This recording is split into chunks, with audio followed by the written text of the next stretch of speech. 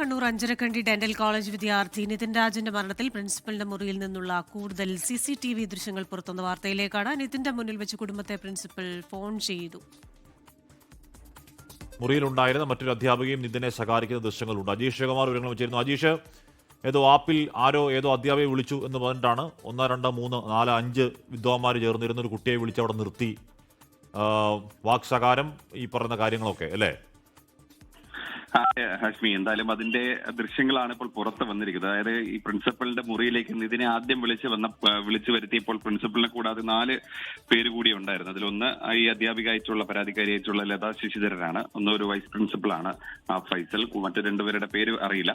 എന്തായാലും ഇവർ 4 പേരുമായിരുന്നു ഉണ്ടായിരുന്നത്. അവരാണ് ആദ്യം ഇത് ചോദ്യം ചെയ്യുന്നത്. അപ്പോൾ ഈ പ്രിൻസിപ്പൽ തന്നെ നേരത്തെ പറഞ്ഞിരുന്നതാണ് കുടുംബത്തെ അറിയിക്കാനായി, ഈ സംഭവം ധരിപ്പിക്കാനായി വിളിച്ചിരുന്നുവെന്ന്. അപ്പോൾ ദൃശ്യങ്ങളിലും അത് കാണുന്നുണ്ട്. കാരണം നമ്പർ ചോദിച്ച് വിളിക്കുന്നുണ്ട് പ്രിൻസിപ്പൽ, പക്ഷെ അത് സംസാരിക്കുന്നില്ല. കോള് കണക്ട് ആയില്ലെന്നാണ് അതിൽ നിന്ന് വ്യക്തമാവുന്നത്. മാത്രമല്ല ഇതിന്റെ ദൃശ്യങ്ങളുടെ ഒടുവിൽ കാണുന്നത് ഒരു അധ്യാപിക ഇതുമായി ബന്ധപ്പെട്ട് ശകാരിക്കുന്നതാണ് ഇതിന്. എന്താണ് ശബ്ദത്തിൽ ഉള്ളതെന്ന് വ്യക്തതയില്ല. ആ ശബ്ദത്തിന് വ്യക്തത കുറവുണ്ട്. എന്തായാലും ഇതിനകത്ത് ഈ പ്രിൻസിപ്പലിന്റെ മുറിയിലകത്ത് നടന്ന ഈ സംഭവ വികാസങ്ങളാണ് ഈ മരണത്തിലേക്ക് നയിച്ചതെന്നുള്ള തെളിവ് കൂടിയാണ് ഇപ്പോൾ. തങ്ങൾക്ക് കുഴപ്പമൊന്നും സംഭവിച്ചിട്ടില്ല എന്ന് ബോധ്യപ്പെടുത്താനുള്ള പണികൾ ചെയ്യുന്നുണ്ട്. ഈ പറയുന്ന രീതിയിൽ എന്താണ് ആ വിശദീകരണ കുറിപ്പിൽ ഇത് കുടുംബത്തെ എന്തുകൊണ്ട് വിളിച്ചില്ല എന്ന ചോദ്യത്തിന് കുടുംബത്തെ വിളിച്ചു എന്ന് വരുത്തി തീർക്കാനുള്ള ശ്രമങ്ങൾ നടക്കുന്നുണ്ട്. അതപ്പോൾ CCTVയിൽ വിളിക്കുന്ന കുടുംബത്തെയാണോ എന്നൊക്കെ കുടുംബം പറയട്ടെ. ഒരു നമ്പർ മാത്രമല്ല, പല നമ്പർ അവിടെ ഉണ്ട്. ഇവരെയൊക്കെ വേണമെങ്കിൽ വിളിക്കാവുന്നതാണ്. എന്തുകൊണ്ട് വിളിച്ചില്ല എന്ന ചോദ്യത്തിന് ഞങ്ങൾ വിളിച്ചു എന്ന് വരുത്തി തീർക്കാനുള്ള നീക്കം പോലെ തോന്നുന്നു അജീഷ്.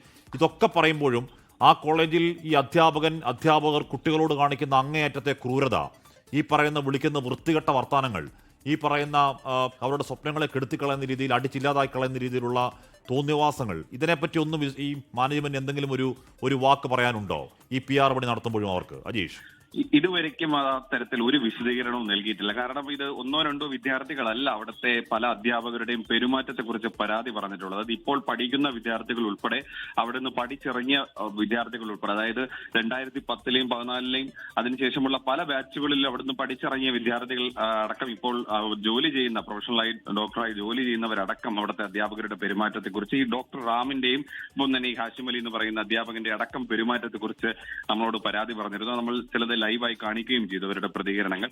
അപ്പൊ സ്വാഭാവികമായിട്ട് അതിനെ കുറിച്ചിട്ടൊന്നും ഇതുവരെയ്ക്കും ആശുപത്രി മാനേജ്മെന്റ് ഒരു വരി പോലും വിശദീകരണക്കുറിപ്പിൽ പറയുന്നില്ല. നിതിൻ ഒരു പരാതിയും നൽകിയിട്ടില്ല എന്നുള്ളതാണ് അവരുടെ വിശദീകരണമായി വരുന്നത്. പക്ഷേ സ്വാഭാവികമായിട്ട് അറിയാം, 1ാം വർഷ BDS വിദ്യാർത്ഥിയാണ്. ഒരു HODക്കെതിരെ, ഒരു അധ്യാപകനെതിരെ പരാതി പറയുക എന്ന് പറയുന്നത് വലിയ പ്രയാസമുള്ള കാര്യമാണ്. സ്വാഭാവികമായിട്ടും പല വിദ്യാർത്ഥികളും അവരുടെ ഈ പീഡന മുറകളുമായി പൊരുത്തപ്പെട്ടു പോവുക, അത് അതിജീവിച്ച് പോവുകയാണ് അവിടെ ചെയ്തിരുന്നത് എന്നുള്ളതാണ് അവിടുത്തെ പല വിദ്യാർത്ഥികളും നമ്മളോട് പറഞ്ഞു. എന്തായാലും ഈ അധ്യാപകരുടെ ഈ പെരുമാറ്റം, അവരുടെ ഈ അധിക്ഷേപം, അതിനെക്കുറിച്ചിട്ടൊന്നും ഒരു വരി പോലും ആശുപത്രി മാനേജ്മെന്റ് വിശദീകരിക്കുന്നില്ല. ഇപ്പോൾ ഈ വീഡിയോ പുറത്ത് വന്നത് പോലും അങ്ങനെ ഒരു സംശയം ഉന്നയിക്കുന്നുണ്ട്. കാരണം അവർ വീട്ടുകാരെ വിളിച്ചു എന്ന് വരുത്തി തീർക്കാനുള്ള ഒരു ശ്രമമായിട്ട് അതിനെ വ്യാഖ്യാനിക്കാൻ വേണമെങ്കിൽ സ്വാഭാവികമായിട്ടും അവരുടെ സഹോദരിമാരുണ്ടായിരുന്നു. അച്ഛനും അമ്മയും വിളിച്ചിട്ട് കിട്ടിയില്ലെങ്കിൽ പോലും സഹോദരിമാരുണ്ടായിരുന്നു. നിരന്തരം ഈ സഹോദരിമാരാണ് ഈ പാരന്റ്സ് മീറ്റിംഗിലടക്കം പ്രിൻസിപ്പൽ അല്ലെങ്കിൽ അവിടെ ഓഫീസുമായി ബന്ധപ്പെട്ടിട്ടിരുന്നത്. അവരാരെങ്കിലും വിളിക്കാമായിരുന്നു എന്ന് കുടുംബം തന്നെ പറയുന്നുണ്ട്. അവരാരെയും പ്രിൻസിപ്പൽ ട്രൈ ചെയ്തതുമില്ല. സ്വാഭാവികമായിട്ടും അതിലൊരു നമ്പർ വിളിക്കുന്നു എന്നുള്ളത് മാത്രമേ ഉള്ളൂ. ആരെയാണ് വിളിച്ചത്, അല്ലെങ്കിൽ അവരുമായിട്ട് എന്തിനാണ് വിളിച്ചത് തുടങ്ങിയ കാര്യങ്ങളൊന്നും വ്യക്തതയില്ല. എന്തായാലും ഒരു ദൃശ്യം പുറത്തു വന്നു. അതിനകത്ത് ഇതിനെ മറ്റൊരു അധ്യാപിക ശകാരിക്കുന്നതൊക്കെ ഈ ദൃശ്യങ്ങളിൽ കാണാം. എന്തായാലും ഒരു അനുഭാവത്തോടെ കൂടി സംസാരിച്ച് തീർക്കേണ്ട ഒരു പ്രശ്നമായിരുന്നു എന്ന് ചിലർ അതിനെ വ്യാഖ്യാനിക്കുന്നുണ്ട്. ഇതിനിടയ്ക്ക് എന്തോ പുറത്തു വെച്ചുള്ള സംഭവം, പിന്നെ കൗൺസിലിംഗ് നൽകി, അങ്ങനെയൊക്കെ എന്തൊക്കെയോ പുതിയ കാര്യങ്ങളൂടെ പറയുന്നുണ്ടല്ലോ. അതെന്തായി ഉദ്ദേശിക്കുന്നത്? അത് ഈ നിതിൻ ഇവിടെ പഠിക്കാൻ വന്ന സമയത്തിന് ശേഷമുള്ള, അതാണ് നവംബറിൽ നടന്ന ഒരു സംഭവമാണ്. അത് പുറത്തുള്ളൊരു വിഷയമാണ്. അതെന്തായാലും അത് നിതിന് മുമ്പൊരു ബന്ധമുണ്ടായിരുന്നു, അതുമായി ബന്ധപ്പെട്ട ഒരു വിഷയമായിരുന്നു. അത് എന്തായാലും നമുക്കിപ്പോൾ ഈ ഘട്ടത്തിൽ അത് പുറത്തു പറയേണ്ട കാര്യമുണ്ടെന്ന് തോന്നുന്നില്ല. അതുകൊണ്ടാണ് നമ്മളത് പറയാത്തത്. എന്തായാലും അങ്ങനെ ഒരു പ്രശ്നം ഉണ്ടായിരുന്നു. ആ പ്രശ്നം പിന്നീട് ആ കോളേജിനകത്ത് തന്നെ അത് പറഞ്ഞു തീർത്തു എന്നാണ് മനസ്സിലാക്കാൻ സാധിക്കുന്നത്. അതുമായി ബന്ധപ്പെട്ടാണ് നിതിൻ നാട്ടിലേക്ക് പോവുകയും ഒക്കെ ചെയ്തത്. എന്തായാലും അതൊന്നും പക്ഷേ ഇതുമായി കണക്ട് ചെയ്യേണ്ട കാര്യം ഇല്ല എന്നാണ് പോലീസ് അടക്കം പറയുന്നത്. എന്തായാലും പക്ഷേ ഈ കോളേജ് മാനേജ്മെന്റ് ഇപ്പോൾ ഇറക്കുന്ന വിശദീകരണം അതുമായി ബന്ധപ്പെട്ടതാണ്. കാരണം അന്നൊരു വിഷയമുണ്ടായിരുന്നു, അന്ന് ഈ കൗൺസിലിംഗ് അടക്കം നൽകി കോളേജ് സഹായിച്ചതാണ്. ഇപ്പോൾ ഇങ്ങനെ ആത്മഹത്യ ചെയ്യുന്നതിന് കാരണം ലോൺ ആപ്പ് മാത്രമാണ് എന്ന് ഒതുക്കി തീർക്കാനുള്ള ഒരു ശ്രമം കോളേജിന്റെ ഭാഗത്തു നിന്ന്. ഈ ദൃശ്യങ്ങൾ പുറത്തേക്ക് വരുന്നതിലൊക്കെ എന്താ വീട്ടുകാരെ വിളിക്കാൻ ശ്രമിച്ചു എന്ന മാനേജ്മെന്റ് വാദം ശരിവെക്കാൻ വേണ്ടി ഡാമേജ് കൺട്രോൾ മെത്തേഡിന്റെ ഭാഗമായിട്ടാണ് എന്നാണ് സംശയിക്കേണ്ടത്, എന്നാണ് മനസ്സിലാക്കേണ്ടത്.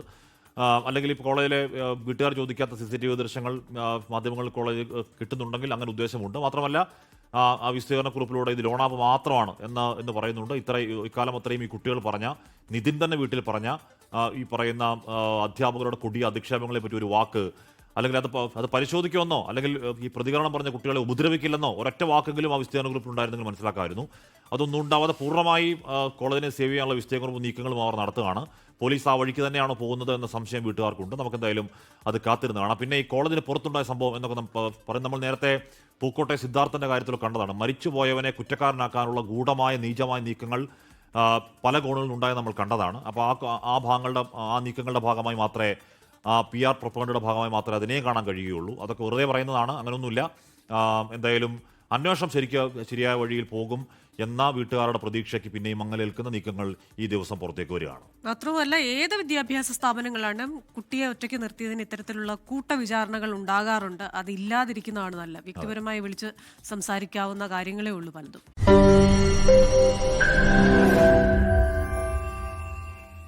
ലോകത്തെവിടെയായാലും ഏത് സമയത്തും 24 വാർത്തകളും ഓഗ്മെന്റഡ് റിയാലിറ്റി പാക്കേജുകളും എക്സ്പ്ലെയിനറുകളും വിശദമായി കാണാൻ ഞങ്ങളുടെ YouTube ചാനൽ നിങ്ങൾക്ക് സബ്സ്ക്രൈബ് ചെയ്യാം.